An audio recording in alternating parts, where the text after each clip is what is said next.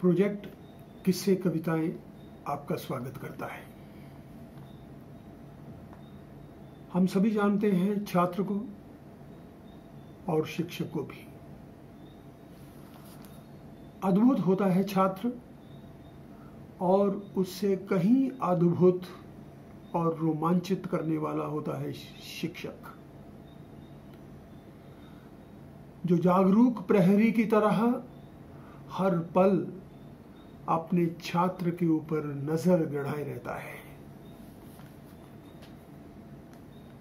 शिक्षक अपने जीवन का एक लंबा समय अध्ययन अध्यापन में गुजारता है, छात्रों के साथ रहता है, उन्हें देखता है, परखता है और कितने ही संस्मरण अपने जीवन में वो इकट्ठे कर लेता है, जिन्हें समय समय पर वह अपने छात्रों के ऊपर परखता है, उन्हें बनाने की कोशिश करता है।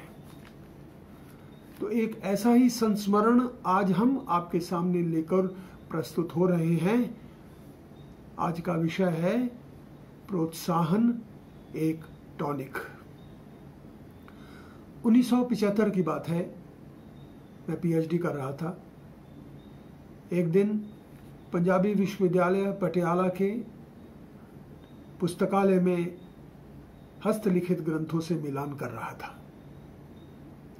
तभी क्या देखता हूं कि मेरे सामने एक सज्जन बैठे हैं, हस्तलिखित ग्रंथों में खोए से।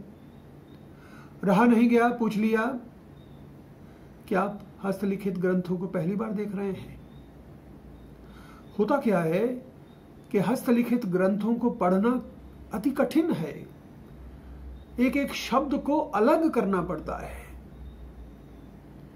मेरा ये सुनना था कि वे सज्जन, जिनका नाम मिस्टर सहगल था, फूट पड़े।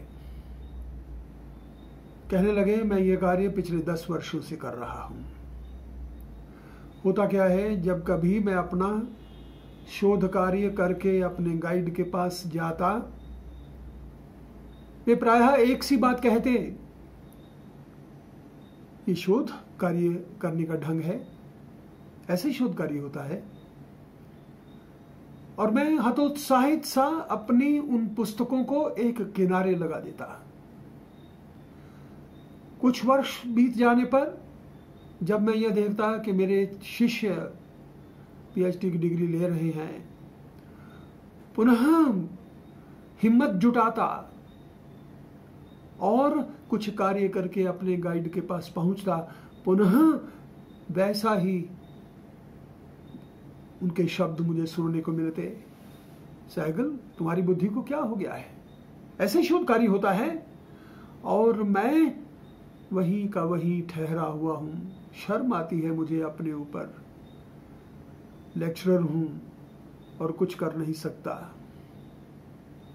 इसके ठीक विपरीत मैं जब कभी कुछ भी शोध कार्य करके अपने गाइड डॉक्टर कृष्णलाल शर्मा के पास गया, वे मुस्कुराते हुए मेरी पीठ थपथपाते, प्रायः उनके शब्द कहते, तुमने तो काम खत्म कर लिया।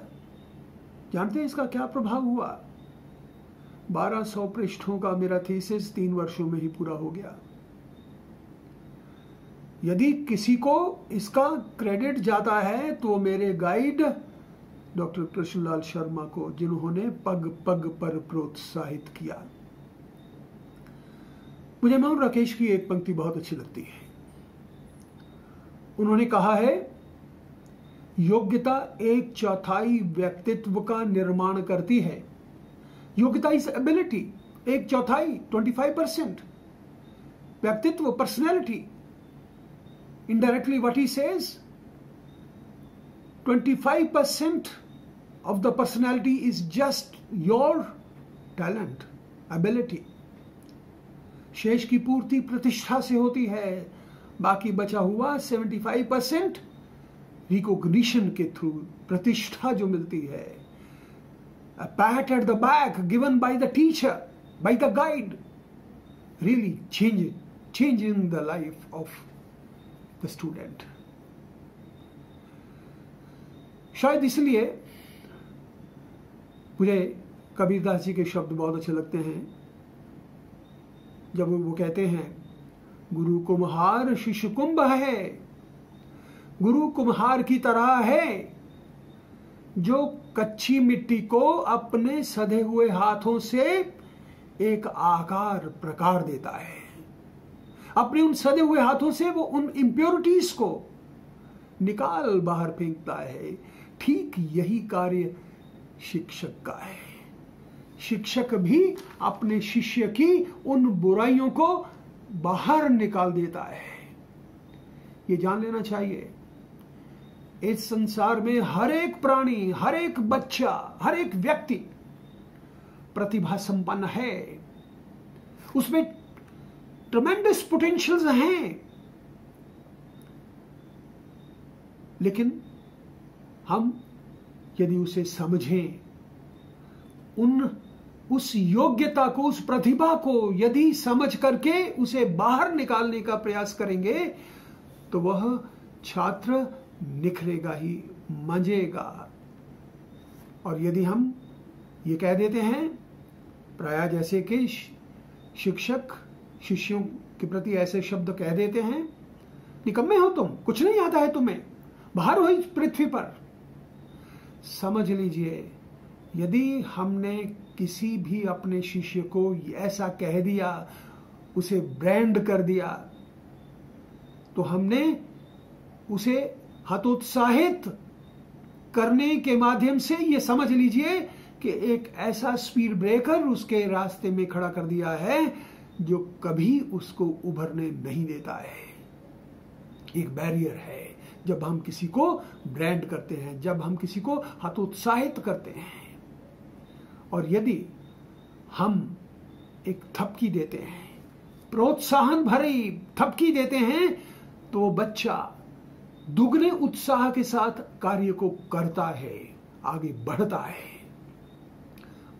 ऐसा जो छात्र है अपने जीवन में सर्वोच्च आसन तक पहुंचता है।